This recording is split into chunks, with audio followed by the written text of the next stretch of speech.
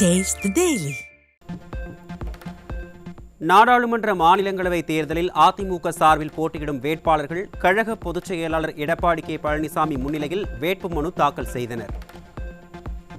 இடம் ஒன்றை நிரப்புவதற்கு வேட்பாளராக சட்ட விதிகளுக்கு இணங்க நிறுவப்பட்டுள்ள இந்திய அரசமைப்பின் பால் உண்மையான நம்பிக்கையும் கட்டுப்பாடும் கொண்டிருப்பேன் என்றும் இந்திய நாட்டின் முழு முதல் ஆட்சியையும் ஒருமைப்பாட்டையும் நிலைநிறுத்துவேன் என்றும் ஆண்டவன் மீது சூளுரைத்து உறுதி கூறுவேன். வேட்பாளர்கள் இன்பதுரை, தனபால் ஆகியோர் எதிர்க்கட்சி கொறடா SP வேலுமணி, முன்னாள் அமைச்சர்கள் முன்னிலையில் வேட்பு மனுக்களை தாக்கல் செய்தனர். தொகுதி மறுசீரமைப்பில் தமிழ்நாட்டின் பிரதிநிதித்துவம் குறைந்தால் அதனை எதிர்க்கும் முதல் குரல் என்னுடையதாகவே இருக்கும் என அதிமுக பொதுச் செயலாளர் எடப்பாடி கே பழனிசாமி அறிக்கை. தமிழ்நாட்டின் உரிமைகள் பாதிக்கப்படக்கூடாது என்பதை மத்திய உள்துறை அமைச்சர் சந்திப்பில் நான் ஏற்கனவே தெரிவித்தேன் என்றும் கழக பொதுச் செயலாளர் விளக்கம்.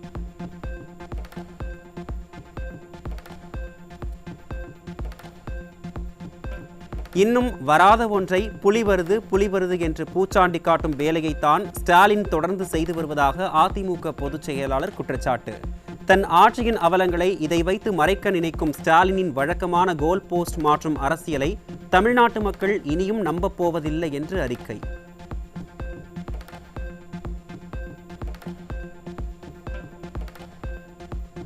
தியாகத்தை போற்றும் புனித திருநாளாம் பக்ரீத் திருநாளை கொண்டாடும் அன்பிற்கினிய இஸ்லாமிய பெருமக்களுக்கு அதிமுக பொதுச் செயலாளர் எடப்பாடி கே பழனிசாமி வாழ்த்து.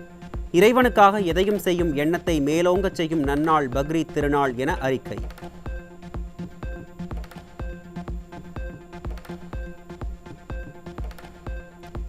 ஏற்றத்தாழ்வுகளை அகற்றி ஒன்று கூடி இறைவனின் புகழை நெஞ்சத்தில் நிலைக்கச் செய்து விருந்தளித்து மகிழ்ச்சியில் திளைக்கும் திருநாளே பக்ரீத். மகிழ்ச்சியோடு கொண்டாடும் இந்த இனிய திருநாளில் எல்லோரிடமும் இறை உணர்வும் தியாக சிந்தனையும் சகோதரத்துவமும் மலரட்டும் என அதிமுக பொதுச் செயலாளர் அறிக்கை.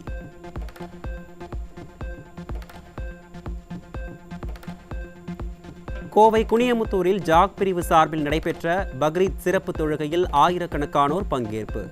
புத்தாடைகள் அணிந்து சிறப்பு தொழுகையில் பங்கேற்ற இஸ்லாமியர்கள் ஒருவருக்கொருவர் கட்டி தழுவி பக்ரீத் வாழ்த்துக்களை கூறி மகிழ்ந்தனர். அல்லாஹு அக்பர், அல்லாஹு அக்பர், அல்லாஹு அக்பர், லா இலாஹ இல்லல்லாஹ், அல்லாஹு அக்பர். பக்ரீத் பண்டிகையை முன்னிட்டு தமிழகம் முழுவதும் பல்வேறு இடங்களில் ஆடுகளின் விற்பனை படுஜோர். ஆடுகளின் விலை வழக்கத்தை விட 5000 ரூபாய் வரை கூடுதல் விலைக்கு விற்பனையானதால் வியாபாரிகள் மகிழ்ச்சி.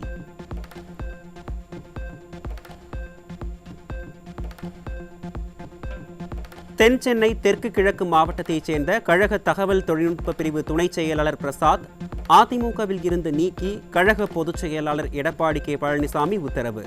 கழகத்தின் கண்ணியத்திற்கு மாசு ஏற்படும் வகையில் களங்கமும் அவப்பெயரும் உண்டாக்கும் விதத்தில் செயல்பட்ட காரணத்தினால் கழகத்தின் அடிப்படை உறுப்பினர் உட்பட அனைத்து பொறுப்புகளில் இருந்தும் நீக்குவதாக அறிவிப்பு.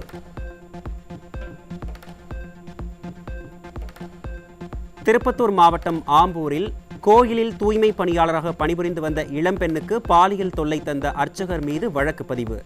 ஸ்டாலினின் திமுக ஆட்சியில் காவல்துறை மீது சிறிதும் பயம் இல்லாததால் பெண்களுக்கு எதிரான குற்ற சம்பவங்கள் தொடர்ந்து அதிகரித்து வருவதாக மக்கள் வேதனை.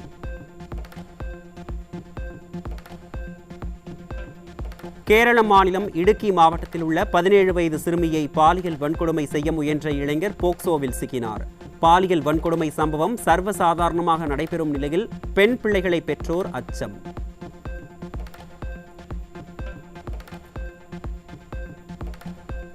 புதுக்கோட்டையில் சமூக வலைதளம் மூலம் பழகிய சிறுமியின் முகத்தை ஆபாசமாக சித்தரித்து பாலியல் தொல்லை கொடுத்த இளைஞர் சிக்கினார்.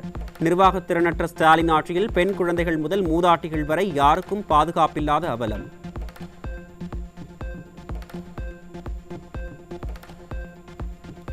நாமக்கல் மாவட்டம் ராசிபுரம் அருகே மனநலம் பாதிக்கப்பட்ட சிறுமிக்கு பாலியல் தொல்லை கொடுத்த டிரைவர் பிடிபட்டார். ஸ்டாலின் மாடல் ஆட்சியில் சிறுமிகளுக்கு எதிரான பாலியல் அத்துமீறல்கள் அதிகரித்து வருவதாக மக்கள் குற்றச்சாட்டு.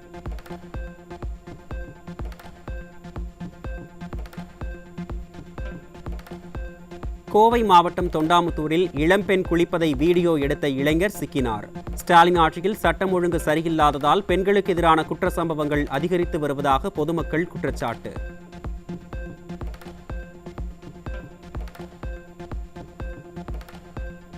கள்ளக்குறிச்சியில் திருமணம் செய்து கொள்வதாக ஆசை வார்த்தை கூறி 17 வயது சிறுமிக்கு கருக்கலைப்பு செய்து குழந்தையை எரித்து கொன்ற விவகாரத்தில் 3 பேர் சிக்கினர்.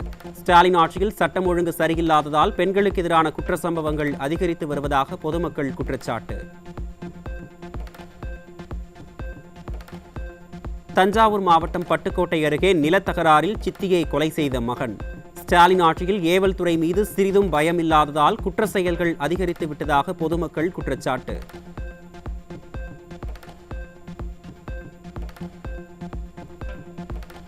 திருவள்ளூர் அரசு மருத்துவக் கல்லூரி மருத்துவமனையின் அலட்சியத்தால் பீகார் கொண்டு செல்லப்பட்ட முதியவரின் உடல் மீண்டும் திருவள்ளூர் அரசு மருத்துவமனைக்கு கொண்டு வரப்பட்டது.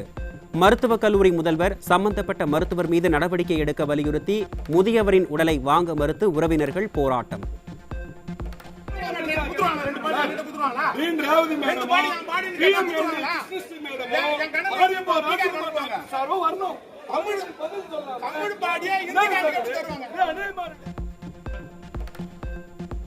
திருவள்ளூர் மாவட்டம் பெரியபாளையம் அருகே மயான வசதி கோரி இறந்தவரின் உடலை சாலையின் நடுவே வைத்து போராட்டத்தில் ஈடுபட்ட பொதுமக்கள். மக்கள் நலனுக்கு மதிப்பில்லாத ஸ்டாலின் ஆட்சியில் போராட்டமே மக்களின் வாழ்க்கையாகிவிட்ட அவலம்.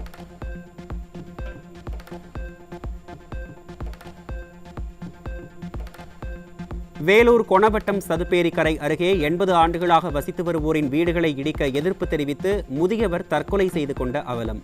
ஸ்டாலின் மாடல் அரசு அதிகாரிகளின் அராஜக நடவடிக்கையை கண்டித்து அரசு மருத்துவமனை முன்பு தர்ணா போராட்டத்தில் ஈடுபட்ட பொதுமக்கள்.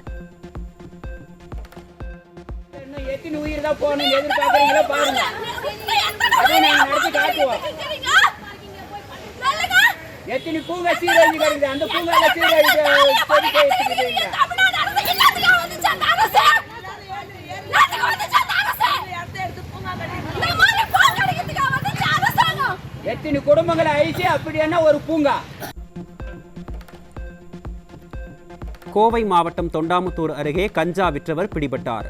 இளைஞர்களின் வாழ்க்கையை சீரழிக்க ஸ்டாலின் ஆட்சியில் கஞ்சா விற்பனை அமோகமாக நடைபெறுவதாக பொதுமக்கள் குற்றச்சாட்டு.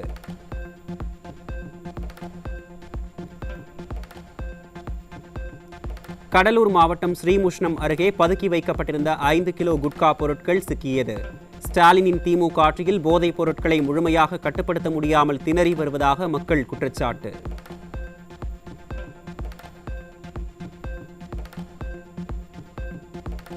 ஈரோடு அருகே வலி நிவாரணி மாத்திரைகளை போதை பயன்பாட்டிற்காக வைத்திருந்த 2 சிக்கினர். ஸ்டாலினின் மாடல் ஆட்சியில் காவல்துறை மீது சிறிதும் பயம் இல்லாததால் போதைப் பொருள் விற்பனை அதிகரித்து விட்டதாக மக்கள் குற்றச்சாட்டு.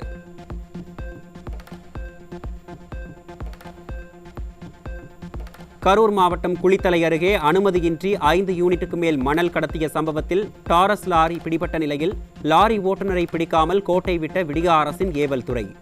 மணல் கடத்தல்காரர்களை விட்டுவிட்டு கடத்தலுக்கு உதவிய லாரிகளை மட்டும் சிறைப்பிடித்து என்ன பயன் என மக்கள் கேள்வி.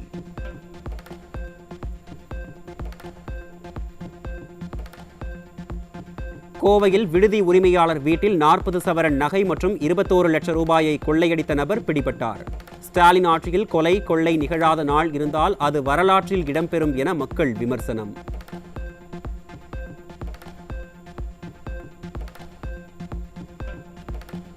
திருப்பூர் மாவட்டம் பெருமாநல்லூர் அருகே நகைக்கடை உரிமையாளரிடம் 2 சவரன் நகை மற்றும் 2 லட்சம் ரூபாய் பணம் பறித்த 7 பேர் கொண்ட கும்பல் சிக்கியது. திமுக ஆட்சியில் நூதன முறை கொள்ளைகள் அதிகரித்து உள்ளதாக பொதுமக்கள் குற்றச்சாட்டு.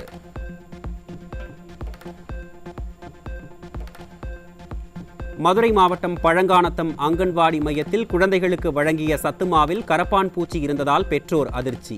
ஸ்டாலினின் மாடல் ஆட்சியில் அதிகாரிகள் அலட்சியத்துடன் செயல்படுவதுடன் குழந்தைகளின் உயிரோடு விளையாடுவதாக மக்கள் குற்றச்சாட்டு.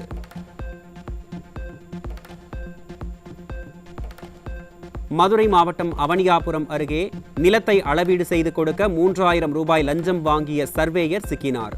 நிர்வாக திறனற்ற ஸ்டாலின் அரசின் அதிகாரிகள் லஞ்சம் பெறுவதிலேயே குறியாக உள்ளதாக பொதுமக்கள் விமர்சனம்.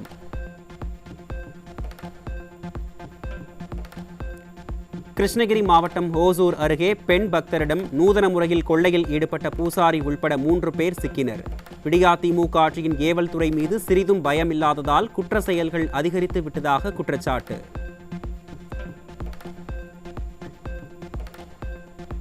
விழுப்புரம் முண்டியம்பாக்கம் அரசு மருத்துவக் கல்லூரி மருத்துவமனையில் கொரோனா தொற்றுக்கு சிகிச்சை பெற்று வந்த கட்டிட தொழிலாளி சிகிச்சை பலன் இன்றி உயிரிழந்த பரிதாபம். தமிழகத்தில் கொரோனா வைரஸ் தொற்றால் உயிரிழந்தவர்களின் எண்ணிக்கை 5ஆக உயர்ந்துள்ள நிலையில் கொரோனா பரவலை தடுக்காமல் வேடிக்கை பார்த்து வரும் ஸ்டாலின் அரசு.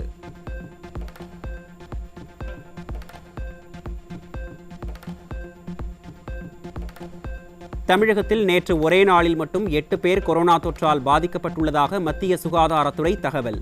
தமிழகத்தில் இதுவரை 5 பேர் கொரோனாவால் உயிரிழந்த நிலையில் தற்போது வரை 231 பேர் பாதிப்பு.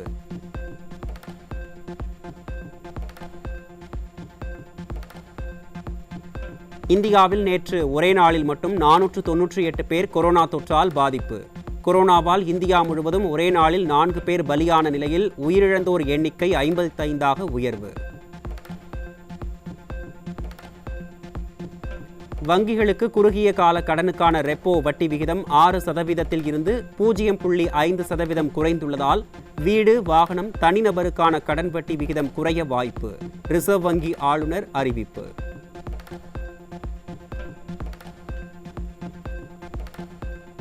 கோவையில் தேங்காய் விளைச்சல் குறைவு எதிரொலியால் தேங்காய் எண்ணெய் விலை உயர்வு.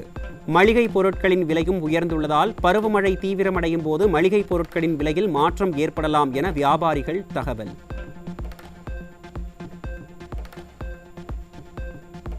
நீலகிரி மாவட்டம் உதகை அரசு கலைக்கல்லூரியில் பேராசிரியர்கள் பற்றாக்குறையால் மாணவர்களின் கல்வி பாதிக்கும் அபாயம். ஸ்டாலினின் மாடல் ஆட்சியில் மாணவர்களின் எதிர்காலம் கேள்விக்குறியாவதாக மக்கள் குற்றச்சாட்டு.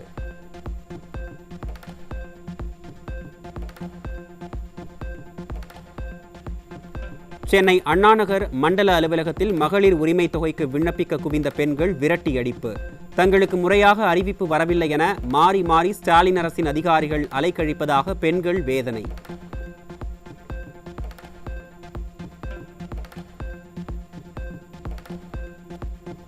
ராணிப்பேட்டை மாவட்டம் அரக்கோணம் அருகே சீரான மின் விநியோகம் இல்லாததால் தண்ணீர் இன்றி பயிர்கள் கருகும் அவல நிலை. ஸ்டாலினின் மாடல் அரசு தொடர்ந்து விவசாயிகளை வஞ்சித்து வருவதாக விவசாயிகள் குற்றச்சாட்டு.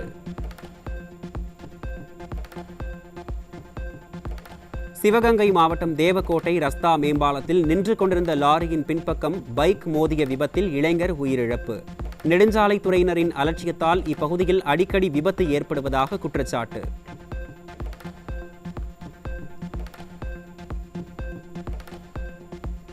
விழுப்புரம் மாவட்டம் கண்டாச்சிபுரம் அருகே அரசு பேருந்தும் சரக்கு வாகனமும் நேருக்கு நேர் மோதிய விபத்தில் சம்பவ இடத்திலேயே ஒருவர் உயிரிழப்பு. திறனற்ற திமுக ஆட்சியில் தகர டப்பா பேருந்துகள் இயக்கப்படுவதால் அடிக்கடி விபத்துகள் ஏற்படுவதாக குற்றச்சாட்டு.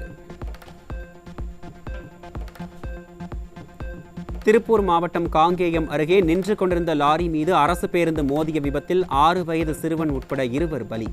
விடிய ஆட்சியில் அரசு பேருந்துகளின் பராமரிப்பின்மை மற்றும் ஓட்டுநர்களுக்கு ஏற்பட்டுள்ள மன உளைச்சலால் விபத்துகள் அடிக்கடி நடைபெறுவதாக விமர்சனம்.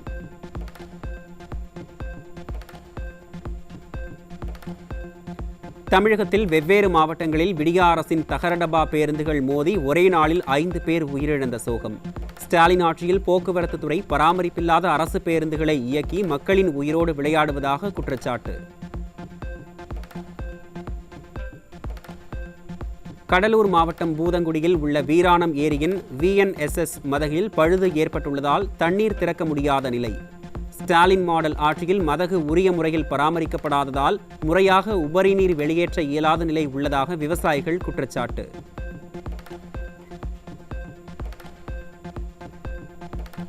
கரூர் மாவட்டம் மேட்டு மகாதானபுரத்தில் உள்ள மாரியம்மன் பகவதியம்மன் திருவிழாவில் பாடையில் வந்து துடைப்பத்தால் அடித்துக் கொள்ளும் வினோத வழிபாடு. திரளான பக்தர்கள் பங்கேற்பு.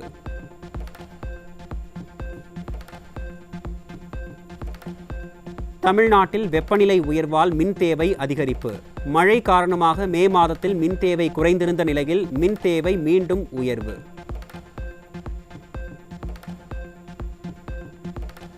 தொண்ணூறு பணியிடங்களுக்கு வரும் 15ஆம் தேதி நடைபெறவுள்ள TNPSC குரூப் 1 தேர்வுக்கான ஹால் டிக்கெட் இணையதளத்தில் வெளியீடு. துணை ஆட்சியர், டிஎஸ்பி உள்ளிட்ட பதவிகளுக்கு குரூப் 1 தேர்வு அறிவிப்பு மார்ச் 28ஆம் தேதி வெளியானது.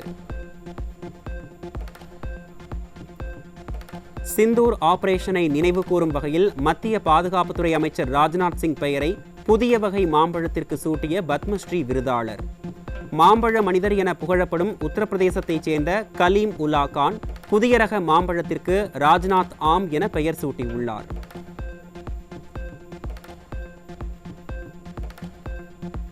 HDFC கிரெடிட் கார்டு மூலம் ஆன்லைன் விளையாட்டுகளுக்கு பணம் செலுத்தினால் ஜூலை 1ஆம் தேதி முதல் கட்டணம் விதிக்கப்படும் என வங்கி அறிவிப்பு. ஒரு மாதத்தில் 10,000 ரூபாய்க்கு மேல் ஆன்லைன் விளையாட்டுக்கு செலவிட்டால் 1% கட்டணம் செலுத்தப்படுவதுடன் பண சலுகைகளையும் இழப்பார்கள் எனவும் தகவல்.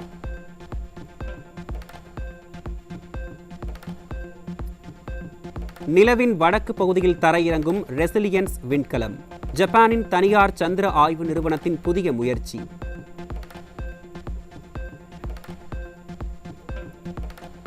ஆப்கானிஸ்தான், ஈரான், ஏமன் உள்ளிட்ட 12 நாடுகளைச் சேர்ந்தவர்கள் அமெரிக்காவில் நுழைய தடை. தேசிய பாதுகாப்பு காரணமாக வரும் 9ஆம் தேதி முதல் தடை அமலாவதாக அமெரிக்க அதிபர் ட்ரம்ப் அறிவிப்பு.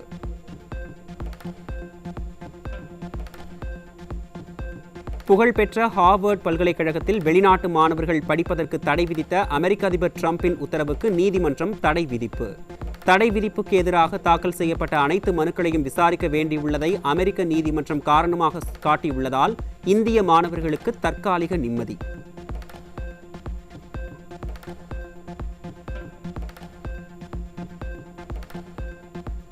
அமெரிக்க அதிபர் டொனால்ட் ட்ரம்ப் உடனான மோதலால் மின்சார கார் நிறுவனமான டெஸ்லா $150 பில்லியன் அளவுக்கு நட்டத்தை சந்தித்துள்ளதாக தகவல்.